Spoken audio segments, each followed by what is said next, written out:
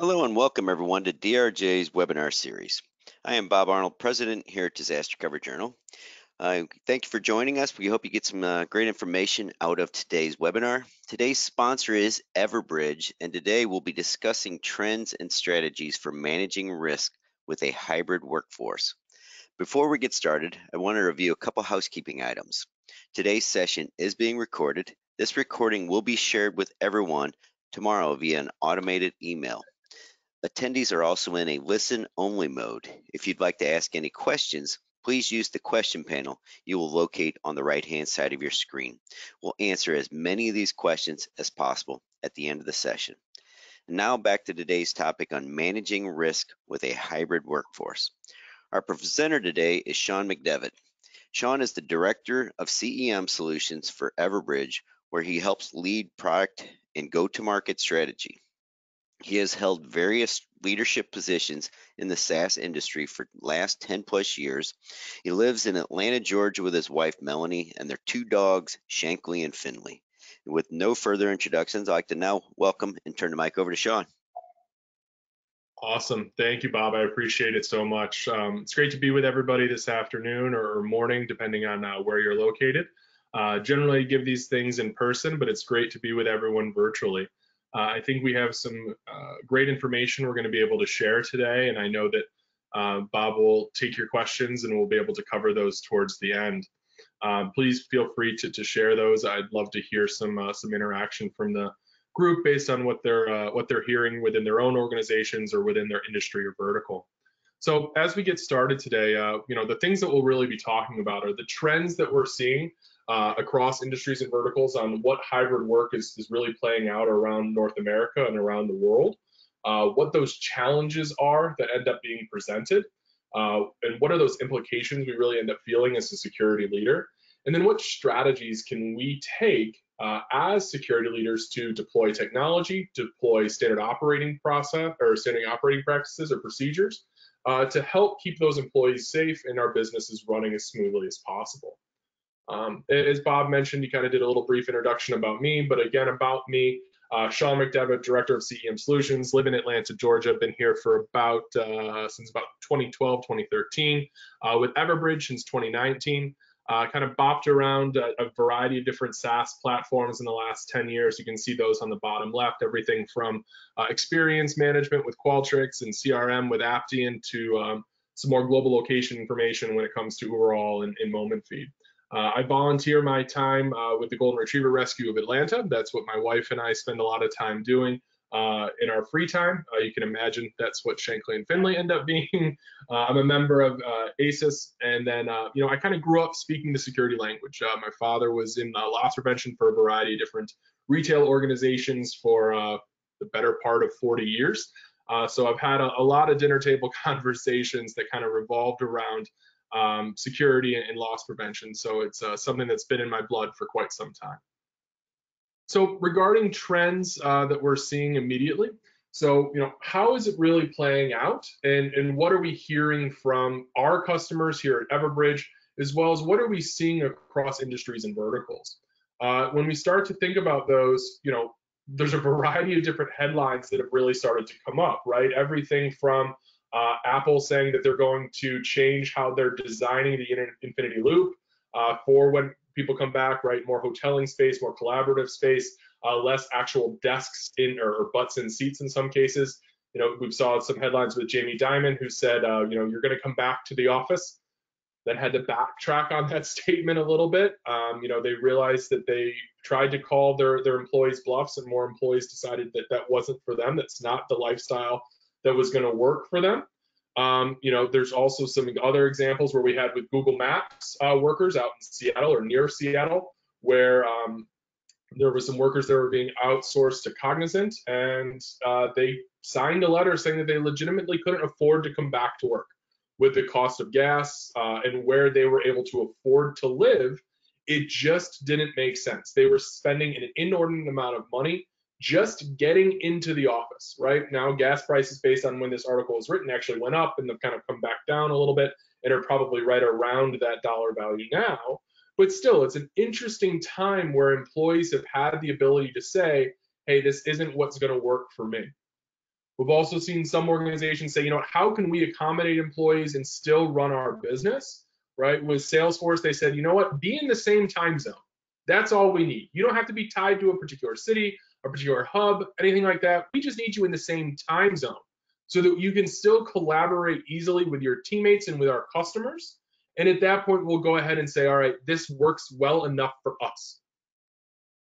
And then kind of one of the more recent ones that we've seen, was obviously Elon, right? Elon had a pretty big statement, shall we say, where he was saying, come back to the office for at least 40 hours a week, or else.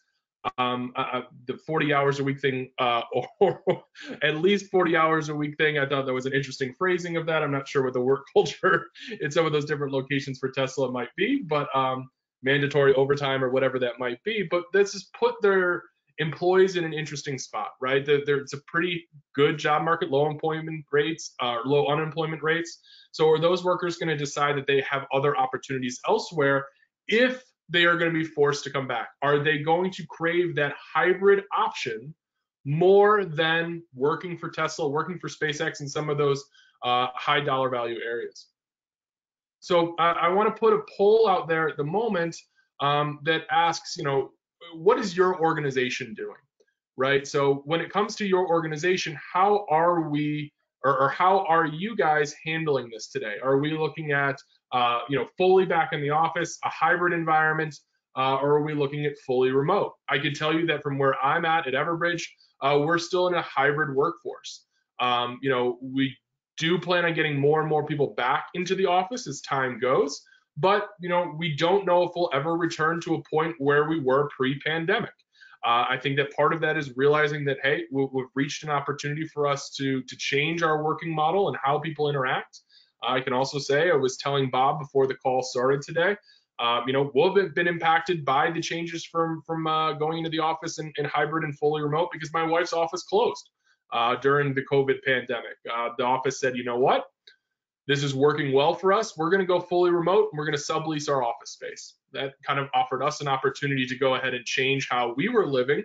But it's affected us on a very personal level. But we're also seeing, how do we do this from a strategy perspective?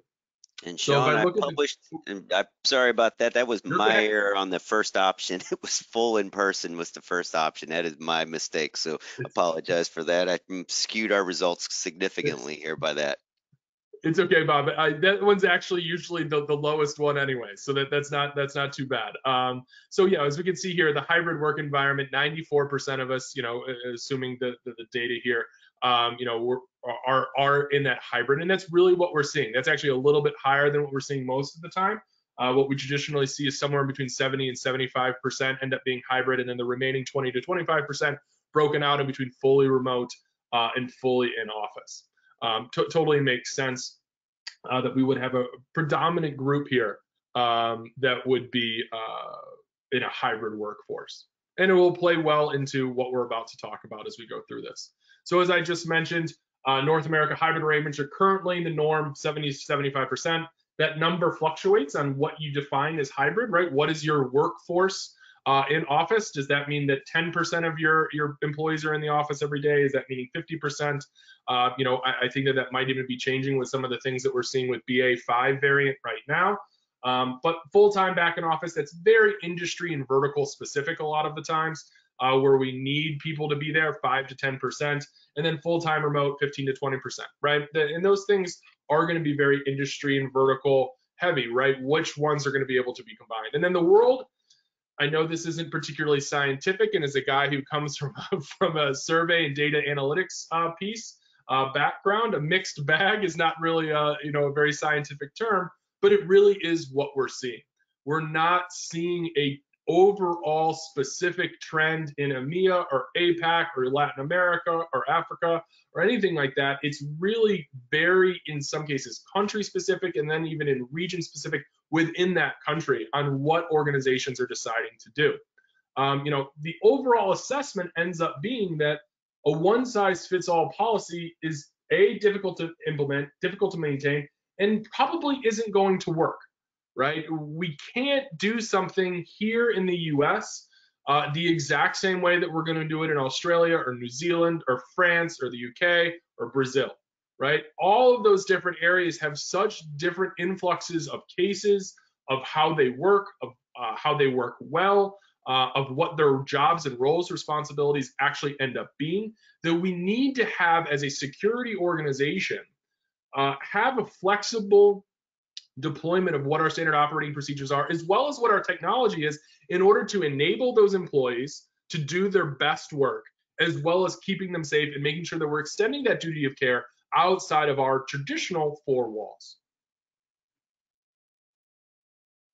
So as we go through this, kind of what factors are really at play when we think about remote versus office? Why do we see some countries, some industries leaning more heavily in a variety of different directions, right? There's obviously always going to be the cultural aspects of that, right? Leadership philosophy. Is this a very top-down heavy type of work culture? What are the communication styles? The work itself, right? That's going to be the second piece. There are obviously certain things that you can't do from home, right? If you're doing a lot of lab work, a lot of manufacturing, that's not going to be very conducive to working in your home office. What are the infrastructure implications, right? When it comes to the office versus home environment, do we have internet that's going to reach out wide enough? Do we have distractions and commutes and times and costs and amenities and social engagement? What are the work areas like? What's the personal factors, right? Are we now caring for kids that are not able to go into the classroom, right? That was one of the first parts of working from home, and why some employers wanted to get people back into the office was because they felt that they were distracted because kids were not able to be in classrooms, so they were having to be both a parent, a teacher, and an employee. And then, right, what are those other approaches, right? What's our pandemic approach in that particular region, in that country, in that state? What are the societal and government restrictions? What are the tax implications? And just what are others doing, right? We look for industry leaders to kind of be a bellwether for different organizations so that we can say, you know what, this is what X is doing, right? I trust their leaders. I trust how they've approached these situations in the past, as kind of a black swan of event as COVID has been. I still trust the decisions that they've made in the past. Can I look to them for some amount of leadership? So what are some global comparisons? And I think this one oftentimes surprises some people. The percentage of workers who say that they are working remotely at least once a week. We can see that France is about 30% or so. Spain, UK, kind of similar, a little over 30, 35%, 40%. Italy and Germany nearly 50. And then the US, basically double what France is, in the mid 60s. And so the US is definitely leading a lot of these different categories. Now, I know these are EMEA specific. It was kind of the best place that I could find some of this data for. There wasn't a ton of data for some other geographic locations, but I still think it tells us that we can't assume that globally we're all working the same way. Even when we're on the same team, when we're in the same organization, right? We have to be able to accommodate for a variety of different use cases and working relationships and working scenarios based on where we're at and what individuals are dealing with in that particular country at that given time. So again, 2x the difference between France and the US. So if I tried to deploy the same standard operating procedures, the same hoteling, the same security and risk assessments, it doesn't really work in the exact same way in both regionalities. So let's think about France, for example, from a what's important to them or what's impacting their lack of remote work in some cases, right? So some of that's going to be cultural values, right? Communication styles, degree of teamwork, management presence, social engagement, those kind of components. But there's also some kind of legal things that are impacting that as well. So in 2016, French government passed a law protecting employees with what they have as a, quote, right to disconnect, right? That was part of a larger French labor law that went into effect in what I believe was early 2017 that stipulates that employers cannot require their employees to be available for workplace communication, like calls or emails outside of regular work hours or during that time off. Now, I'm not suggesting that this right to disconnect is affecting directly their ability to do remote work. I'm not saying that this law is saying, hey, you can't work from home. What I'm saying is that it's an indication of the cultural values of how individuals work and what that barrier between home and work life really indicates and what they're actually looking for. If we approach this from a slightly different cultural background, we can think about this from Japan, right? What is Japan thinking about when it comes to these things, right? Leadership philosophy, it's very much a first one in, last one out type of thought process in terms of cultural values and how you work and what you're expected to display to leadership, right? The work itself, it's very collaborative, very team focused, very management present. We often have, managers, you're not leaving before your manager does. And then we can talk about the infrastructure stuff, which I'll talk about here momentarily. But what does working from home really look like in Japan? Is particularly if we're talking about downtown large city locations. Do individuals really have what I would quote unquote say is the infrastructure to work from home comfortably and not be detrimental to their mental health, not be detrimental to their work output, and really have the life and that they're looking for when it comes to working from home.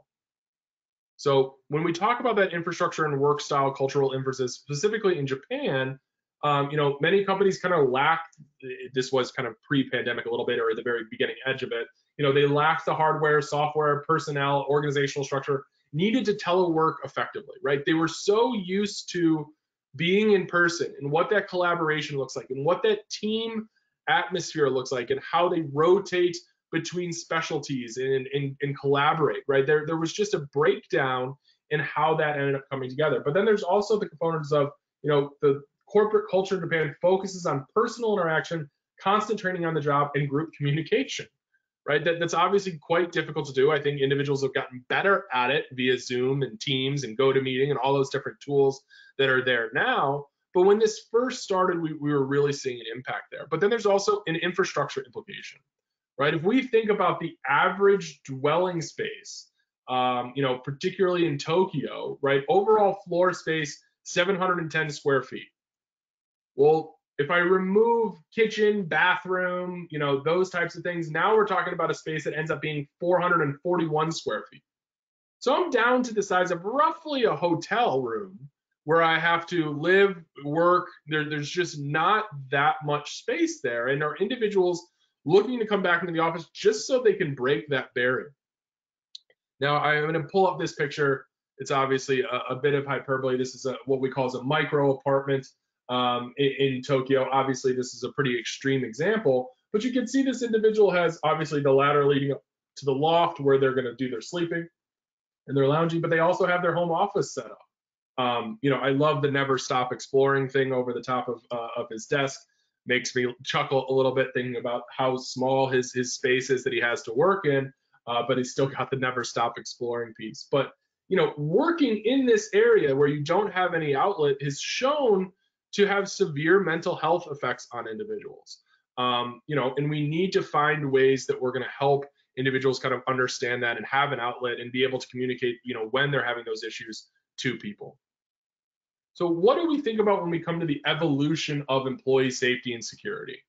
What we saw first was what organizations were trying to do was just understand office locations that were static, right? We need to understand the security implications around our static offices, our HQ, our distribution centers, our regional offices, so that we can go ahead and make sure that that's where our duty of care is. Once you get in that office, once you get in that parking garage, that's where I need to be taking care of my employees. Well, then it kind of went a little bit further, and we said, all right, now we need to be thinking about business travel and field work, right? When individuals are out in the field performing services for our clients, or when they're going and visiting clients, or going to do implementations, or whatever that service might be, from a business travel perspective. We now have a duty of care to extend to those individuals who aren't just within those four walls within our office, but are also on the clock for us, moving around the country, around the globe, servicing our clients.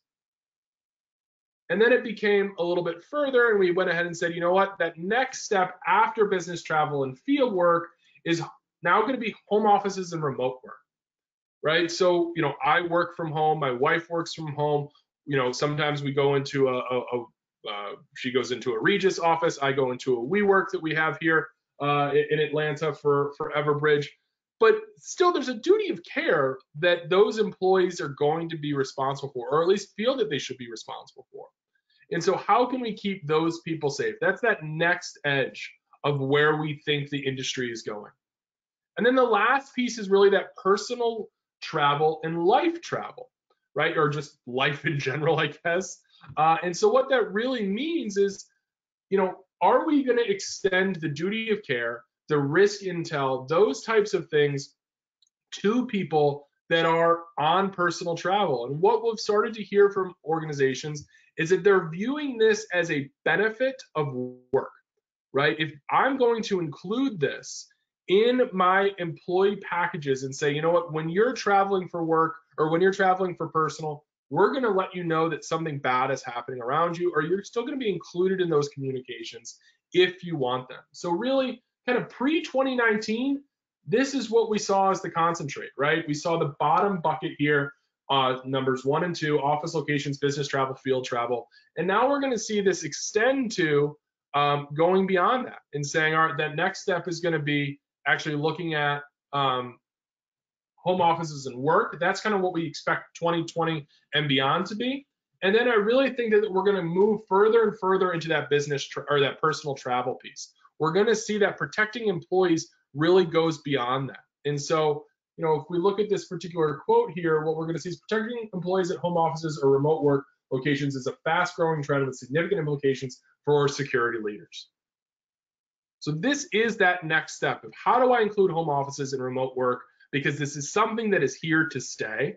And what percentage that ends up being, we'll have to be able to determine. So I think the next thing that I have here is going to be a poll. Which most closely resembles your organization's approach to security? And how are you guys looking at what things are we looking at risk intel against? Right? Are we looking at offices and locations, business travel, home offices? Have we already started to think about that? And are there some of you who are thinking about personal travel and lifestyle? Last time I did this, it was in New York.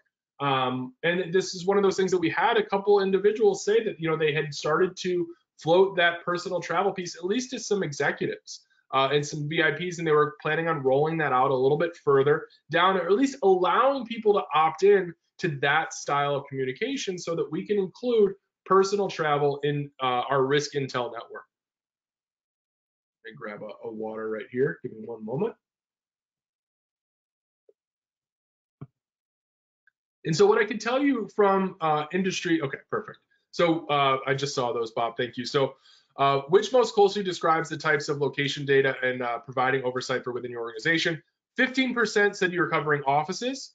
20% said that you're covering office, business travel, and field work. 55% are already doing offices, business travel, and home office. And then 11% are office, business travel, home office, and personal travel. So a full 11% are falling into that top right quadrant of covering all of that. Now, in 2015, only about 2% of customers that were evaluating risk intel, utilizing Everbridge tools, were looking at that personal travel and life. So only 2%.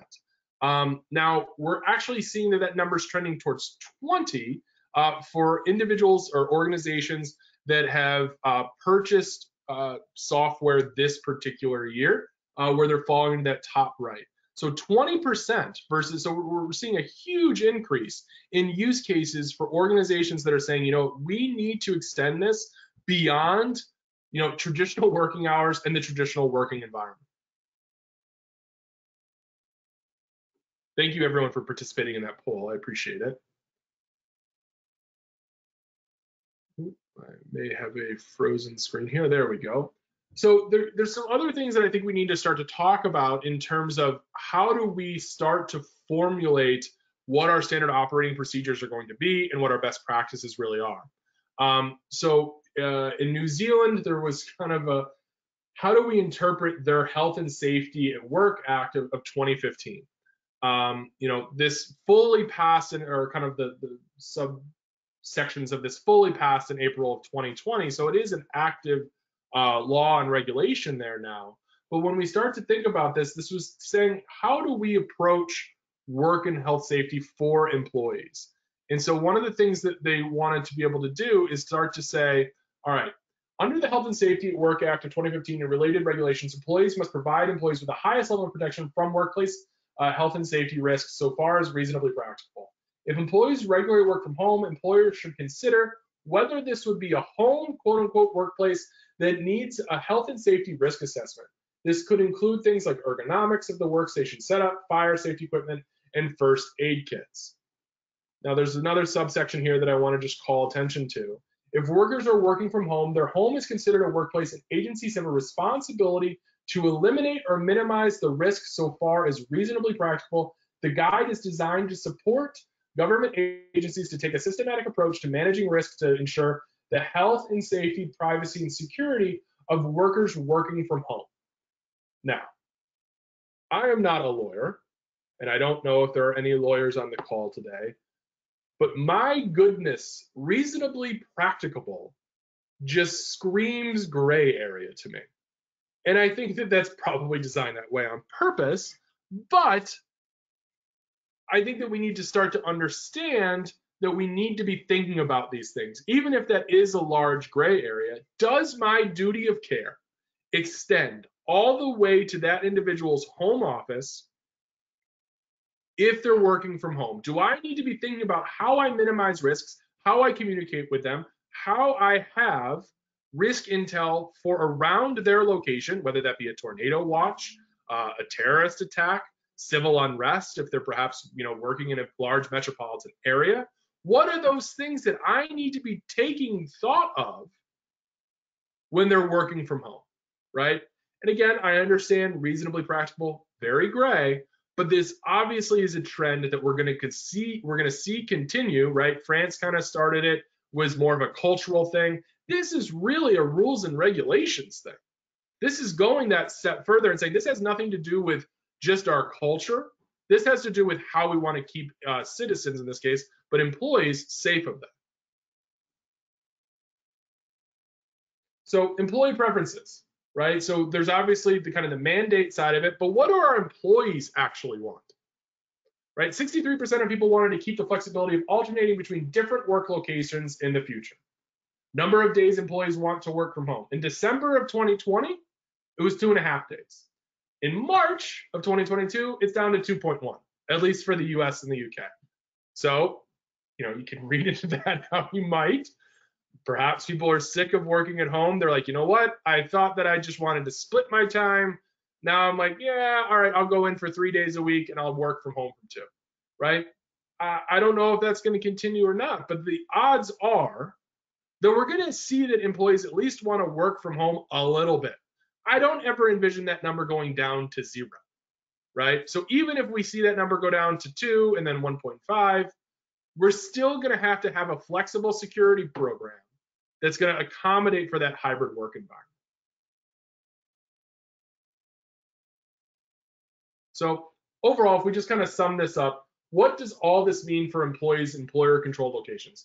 One size fits all is not going to work, right? From a cultural perspective, a rules and regulations perspective, a pandemic perspective, it's just not going to work. Hybrid work is the default user type, I think, at this point, right, as opposed to office space.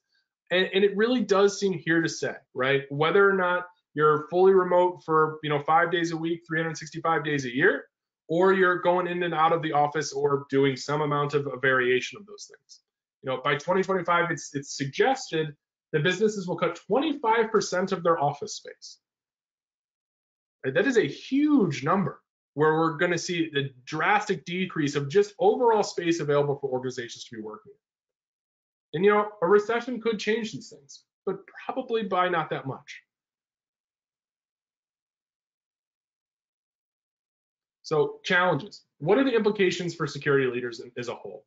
Right. So there's really 3 different things that we kind of see those challenges break down into, or at least in my opinion, 3. Location. It's difficult to help protect employees when you don't know where they are, right? I know that sounds redundant or a little bit simple, but if I don't know where you are, it's really hard for me to know if you are in harm's way. If you are in harm's way, I need to know where you are. I have to be able to correlate those two things together. How do I do that, right? How do I figure out where you are? Is it giving you, what tools do we need to put in place, probably technology wise, in order to understand that location information, right? What does the workload look like? Hybrid work means a magnitude, or in some cases, an order of magnitude increase in the locations that we need to protect, right? If I've got a 3-man team right now and I have to look after 10, 15, 30, 40, 50, 150 locations, if suddenly I now have to be thinking about all of those home offices, all of those smaller regional WeWorks that we've decided work better for us, right? How many locations am I thinking about now? And how do I scale my organization up to that point? And then minimal control, right? Home and remote work locations tend to be soft targets, right? It's one thing when you're in a business park, and in some cases there's badging to get into the business park, or you're at the back of a business park, right? It's not an area with a lot of traffic, right? Just foot traffic, car traffic, whatever. But if individuals are living in, a downtown area, in a condo, in an apartment, right? Unless they live in a gated community with a security guard, it's really a very soft target where we need to be thinking about that. So that location challenge, right? Let's take it step one. If we think about kind of where we were and what we're seeing now, Monday, we're working from home, right? You might have to be doing a health and wellness check. Obviously with the new variants that are coming out, those might be coming back quite strong. We need to be doing safety and security, engagement. What are those different components? Tuesday, I'm now in the office, right? Still have to do that wellness check. I'm now thinking about occupancy thresholds. I'm thinking about workplace violence, active assailants, accidents as a whole, and then engagement again with leadership, policy, compliance, training. Wednesday, I'm having to do my wellness check again. I might be traveling where I need to have medical services. I need to have the ability to do a medical hotline. I'm thinking about security risks, including an active assailant again, but I'm also going to be thinking about civil unrest and natural disasters and all those things. And then the engagement that employees are going to be having at this point is how they're going to be engaging with our travel services and our policy, compliance, and leadership again. And then next week, I might be in the field, right? I might be driving around my local city, going and visiting customers, going and visiting partners, whatever those different things are. But those are 4 completely different scenarios that we're going to require different things of our employees and different things of our security team in order to extend that duty of care and keep people safe.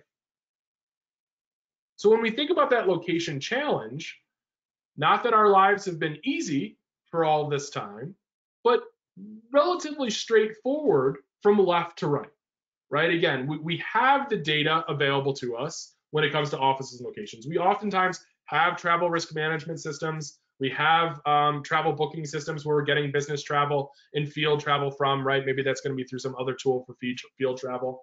Home offices and remote work, we might be pulling some of that from HRIS systems. We might be asking employees to opt into those different things. And then personal travel and life, we have to find, in some cases, if we want to extend that duty of care, we need to find those things that we can engage with those people. How can we do it?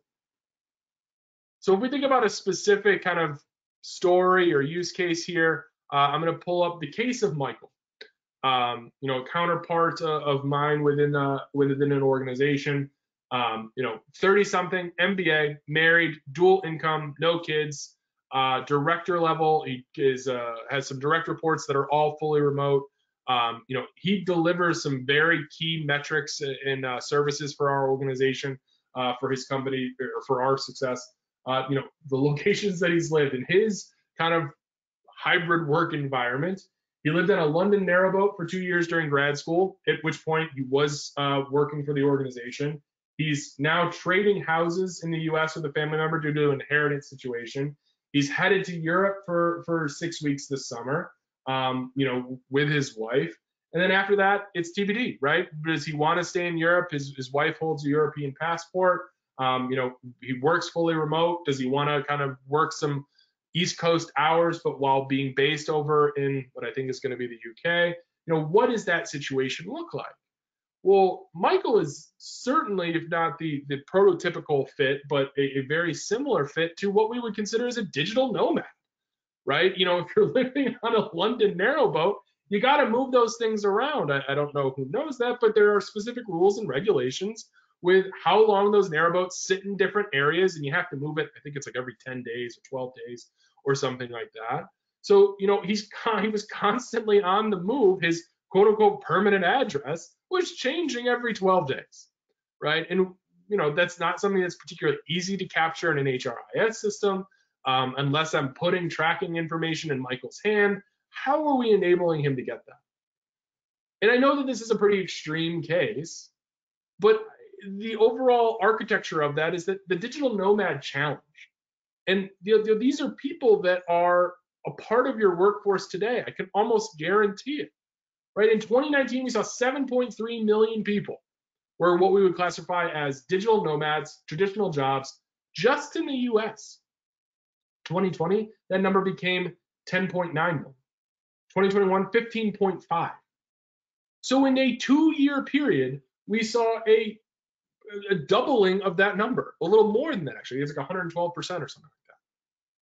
So we're going to continue to expect to see this. And this digital nomad thing might not be a permanent thing for that particular individual, but they might decide that, hey, I'm going to go, me and my partner are going to go and do an Airbnb in a particular location for a couple weeks, and then we're going to go somewhere else for a couple weeks, right? As long as they're connected and we've provided them the technology they need to do their work, okay, well, how am I keeping them safe?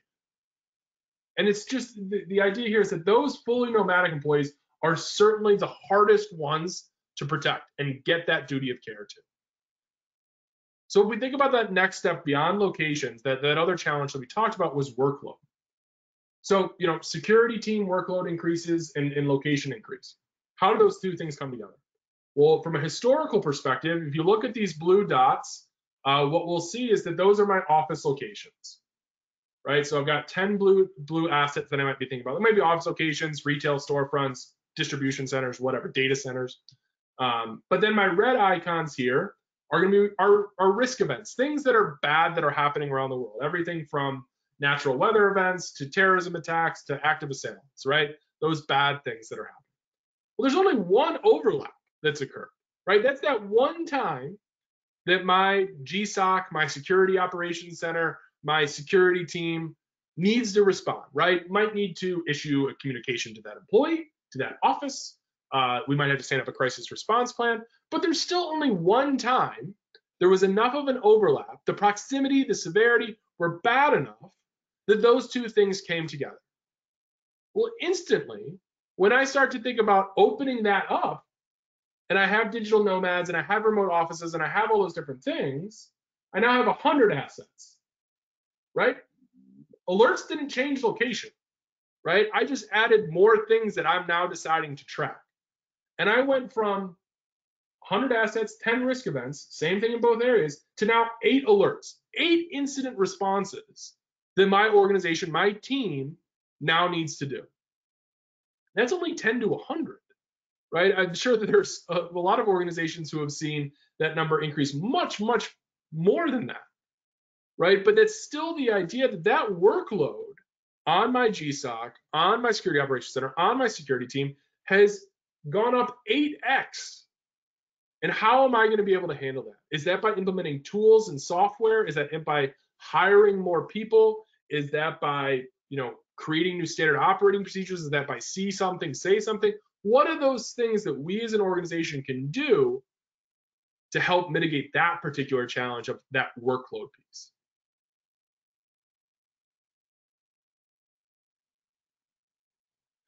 And then that last challenge that we talked about was kind of that soft target, right? You're working from home, you're working from a coffee shop that you go to, every weekend, whatever it is. You get complacent, you're comfort. You're not as, probably aware of some of your surroundings as you probably would be if you were, in an office, right? If there's someone who looks a little off, looks, something's wrong, and they walk through your office, it's much more obvious to you than if you're in a coffee, if you're in a coffee bar or something like that, or whatever. You're not gonna, the height isn't there, right? The complacency and comfort is very, very different, right? And there's also the idea of I might not be familiar with my surroundings, right? If I'm thinking of, working out of an Airbnb in a geographic location that I don't know, I may not be aware of some of those different things. I'm just not familiar with my surroundings, and that I'm ending up in an area that might be putting me at risk. All of those are additional layers of the challenges that both the employee feels when working remotely, but also that get passed on to the security operations team. So what are the strategies that we can start to deploy as security leaders, right? How can we leverage technology and partner with others to keep those employees safe, right? I've talked a lot about the kind of the bad things and the what ifs and what we're seeing, but are there specific things that we can do to help address this? And I've broken this out into 4 different buckets. And this, you guys might already have an approach to this. That's absolutely fine, but this is the way that I approach it. And the technology kind of falls into 4 different areas, right? Assess, locate, act, and analyze. So I want to be able to understand what's happening and kind of the severity of it, the context around it, and then the second step is I need to understand who's impacted, what business units are impacted, what employees are impacted, in some cases, what suppliers, what vendors, what customers are impacted, because all of those could have an impact on my business operations and might have an impact on my bottom line as an organization. So if I can actually do those 2 things first, I think that there's a lot of organizations, and we'll talk about this again in a couple of weeks, but there's a lot of organizations who view security as a cost center. But if I could do those first 2 quickly, I can now actually start to save revenue for the organization, and I can actually create an ROI for those individuals, even going beyond just kind of that standard, what we've been talking about today, that duty of care. So we want to be able to automatically identify where those people are, assess that situation, and be able to then finally act on it, right? I want to be ready to inform, communicate, collaborate, and mitigate anything that's happening by getting the right people, the right information at the right time. And sometimes that's going to be telling the people who are directly impacted. Sometimes it's going to be telling country leaders, business unit leaders, general managers of a particular department or business unit that, hey, this particular thing is going on. I need you to be aware of it. And I need you to take, in some cases, action on it. In other cases, it's just informing them. And then the last piece is that analyze. Collect the necessary data about the incident, make sure that we comply with regulations, and then improve our response process and effectiveness in the future. So where can we find technologies that fit those buckets, or in some cases, retrofit technology that we're already deploying to fit those particular use cases? It doesn't always have to mean going out and buying a flashy new toy, right? It can sometimes mean, how can we think about things that we've already been doing or already been using to fit these particular buckets?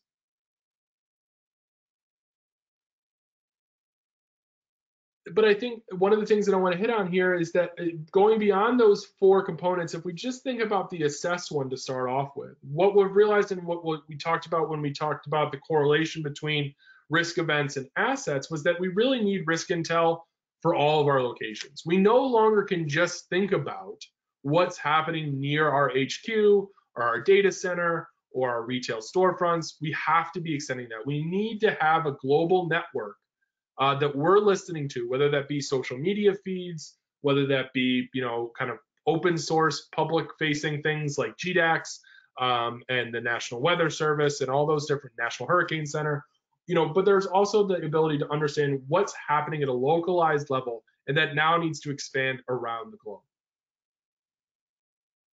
So we'll think about improving our location data. If we go beyond risk intel, right, we need to partner with our facilities and real estate teams to keep location data current.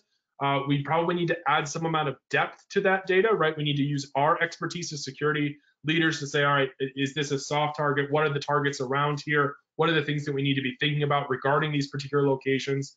Can we implement badge accessing? Can we use that to inform us of who's in the office today, especially with that hybrid workforce? If I only have 30% of employees coming into the office on a certain time period, I want to know what 30% of employees that actually is. So do I make sure that I have access to that badge information? And then finally, E911, right? I want to make sure that if someone were to dial 911, I know where that's coming from. There's been rules and regulations in the US and Canada and around the world, particularly those first two, where there are some rules and regulations about having an E911 service. So when someone picks up the phone, hits 911 in an office, we know exactly where it is. Improving the location data when it comes to business travel and field, right? Connecting your risk intel system, your CEM system, your critical event management system to travel booking tools, or use a travel risk management system. Capture executive travel. Executives can be a little bit more difficult, right? They typically go around the system. I don't mean to paint them all with a broad brush, but in my experience, they typically go around the system. So sometimes we're going to need to manually upload that executive travel or provide them a device that's going to continue to update where they're at. Deploy a mobile safety app, right? Partner to gain adoption with those employees, right? That might start with executives. That's how I've seen that roll out sometimes, is that we start by putting this in the hand of executives, and then we push it from the top down. Tie in any type of fleet or fleet metrics, right? Do we have cars that people are taking out every day, right, to go and do those service calls? Can I go ahead and include real-time location information? And then if there's high risk work, do we need to be thinking about special devices, fall detection, to make sure that we're aware of any special use cases that we can know where people are. Home offices and work, partner with HR for at least one primary residence. Make sure that we're capturing that data. Use that HRIS portal, any data that those employees are putting in there to help augment some of that security information that we already have, right? Make sure that we're utilizing hoteling software, if we are, to tell us who's in the office and when they're there. Encourage location check-ins for the remote work, and then test and drill, right? This is a new environment for a lot of organizations, this hybrid work. We need to be testing and making sure that our emergency communication tools, are, in some cases, if we have a safety and security app, making sure that those things are active and working, right? In the same way that we do this with a lot of other things, we need to be thinking about this now, deploying out directly to home office and remote work. And then when it comes to personal travel, executives set the culture. But if we can get executives to adopt this and communicate this out, that this is a value add for individuals, by working here, you are getting this additional benefit. I think it really impacts the amount of adoption that we see. And then we can always allow employees to upload this themselves. And I'll talk about this in a little bit. We need to make sure that they're either sharing this through a website portal, through an email, through something where if we're able to extend this and we decide as an organization to extend duty of care to personal travel and life travel, let's make sure that they have a way to get that information to us if we're not capturing it through a variety of automated ways. So, I don't know what everyone's specific circumstances are with their security and operations teams are today, but you don't have to do this in one day, right? You don't have to boil the whole pot of water. You don't have, or boil the ocean. You don't have to build Rome in a day. It truly is a journey, right? So if you're looking at this saying, I have no idea how to get to that final step, that is way too far, it's okay, right? You can't do it all at once. It just won't work. So, today we might be saying, protecting buildings and associates of buildings, and then we'll extend it out to those travelers, and then we'll extend it out to remote employees, and then we'll add contractors, and then we'll expand that as an option for personal travel and life. So, right, think about it in a phased approach. It is not a thing that we just flip the switch and say, we're collecting all of this data.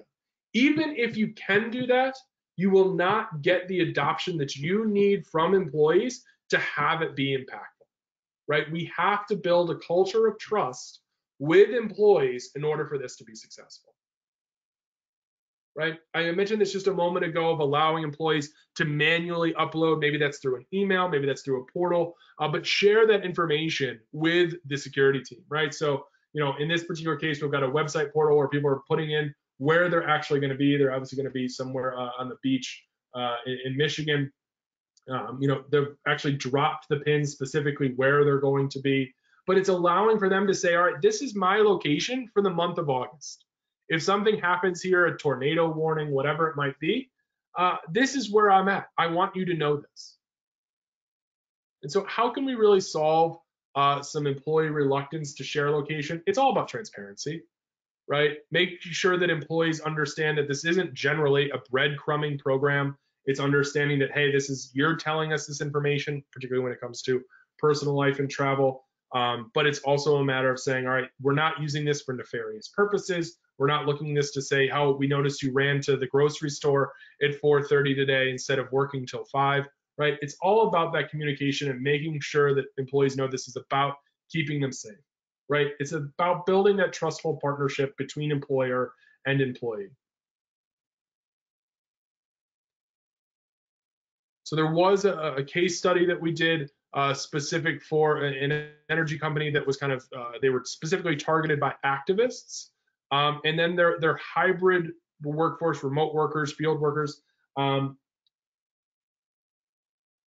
was a pretty big amount of pushback from the adoption, right? Even though they initially said, hey, we're trying to keep you safe, there was an initial pushback. But once they educated that workforce that was pretty unionized about how this was deployed, about what they could see, meaning the employer could see, and how they were able to enable employees to push that information to the employer as opposed to the employer always seeing it, right? The employee gets to determine when that information gets shared. They saw a huge adoption increase, right? They saw a very big increase from low to high on that mobile app adoption because they had that course, they had that education work. I know you guys already saw this, but I wanted to talk again about letting automation work our way through here, right? We've talked about that workload increase. Can we find tools that are going to help us either automate the push out of data and communications to people, making sure right people, right information, right time is going to be automated so that we're not having to hire all those new people all of the time, or the people that I already currently have aren't just going to be burnt out by having to do 8x the amount of work. And then I think this is kind of something that gets left behind a little bit, and that's kind of security and awareness training, right? Traveling smart, right? We all have to do, I think in most cases, have to do cyber and IT security training, right? You might also have to do, some things when it comes to best trade practices and things like that, sexual harassment training, different things like that every year. Well, can we consider as a security leader advocating for doing some of those physical security topics as a part of that, right? Travel safety skills, right? If you're traveling internationally, this is what we need you to know. What are our field safety protocols, right? If you're in the field, this is what I want you to know. This is who you can contact. This is what happens. Doing active shooter. And then finally doing remote work, right? What are those things that have changed for remote work employees over the last 2 years that we could then fold into the security and awareness training? I know I'm quickly running out of time here, and I want to make sure there's an opportunity for people to ask questions. So I will get to my closing thoughts. Overall, what I want us to think about is a couple different things. We understand it's not a one-size-fits-all answer. It just isn't, and it won't be. So when we approach this, particularly for a global organization, or even in some cases, if you're spread out, nationally, you need to have a system that can work for a variety of different departments and regionalities. How can we approach this in a couple different ways? That means that we're going to have to be agile, right? We're going to have different tools and different policies and procedures based on where people are and what their needs are. Partnerships are essential for execution. We have to build these partnerships with HR, with our executive team, with different business unit leaders, with supply chain, right? All of those different things. We need to think about how we build kind of our internal stakeholders, right? Who are those people that we can put into our circle and say, all right, these are the people that I can rely on to help move my project forward?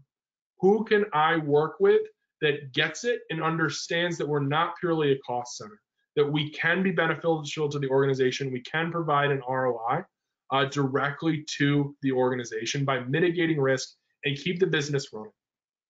And then finally, creating that partnership with employees, right?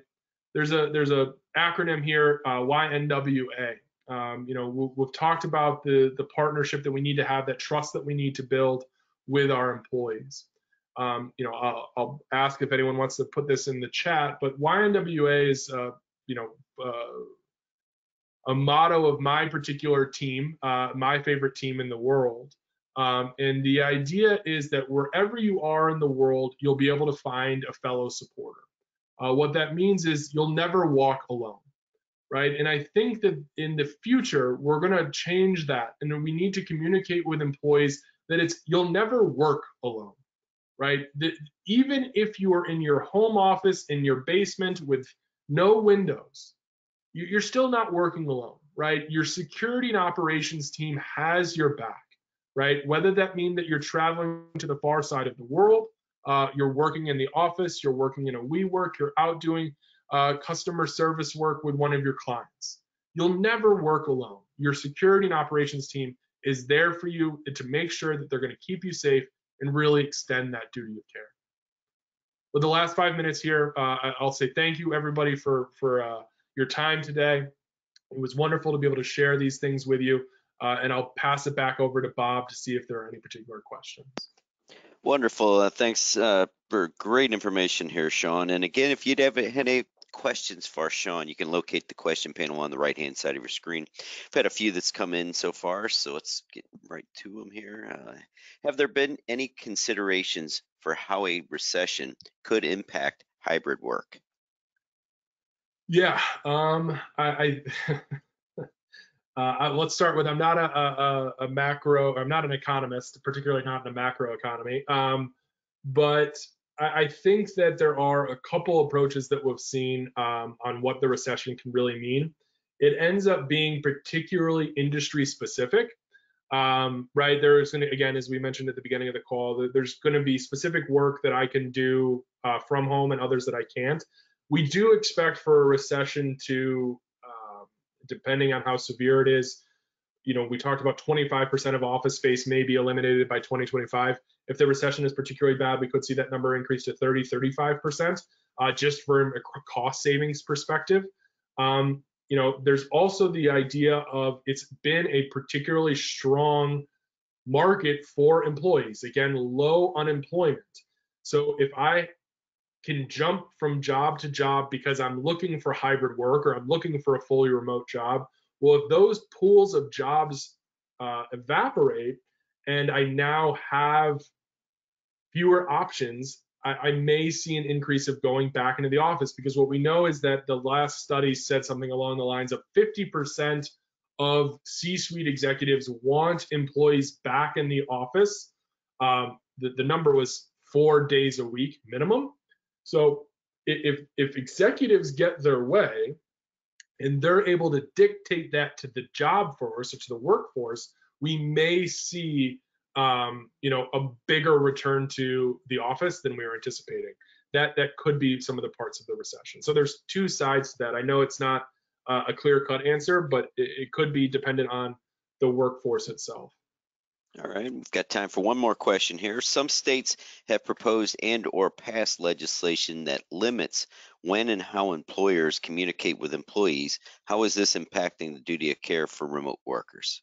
Yeah, that's a fantastic question. So I'm assuming this is someone who's probably based in California or Illinois would be my top guess there. There have been rules and regulations passed around whether or not I can communicate with those individuals on personal devices, and whether or not that subsequently means I have to pay them for that. The way that we have, we've worked with a couple different legal groups, we've worked with a couple different trade groups to evaluate some of the language in those rules and regulations.